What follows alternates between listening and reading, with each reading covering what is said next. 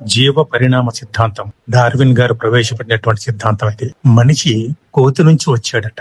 మనిషి కోతి నుంచి రావటం అనేది ఎంతవరకు కరెక్ట్? ఇది ఒకవేళ కోతి నుంచే మనిషి వచ్చినట్లయితే మనిషికి రక్తం లేకపోతే కోతి రక్తం ఎక్కిస్తే సెట్ అవ్వాలి కదా, సెట్ అవ్వదు. అలాగే లివర్ పాడైపోయింది అనుకోండి మనిషికి, మరి కోతి లివర్ కోతి నుంచి వచ్చాడు కాబట్టి మనిషి కోతి లివర్ మరి సెట్ అవ్వాలి కదా, సెట్ అవ్వదు.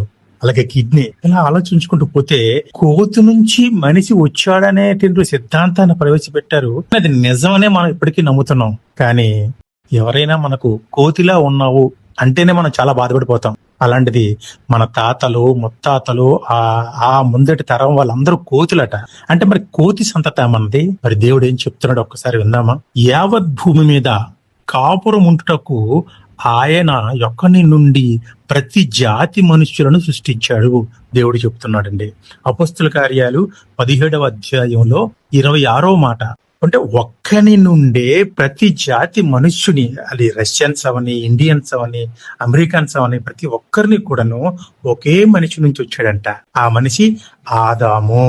అలాగే మరొక వచనం లూకా సువార్త 3వ అధ్యాయము 8 చివరి మాట. ఈ ఆదాము గారు దేవునికి ఏమవుతారు అంటే, ఆదాము దేవునికి కుమారుడు. అంటే ఆదాము ద్వారా మనం అందరం వచ్చాము.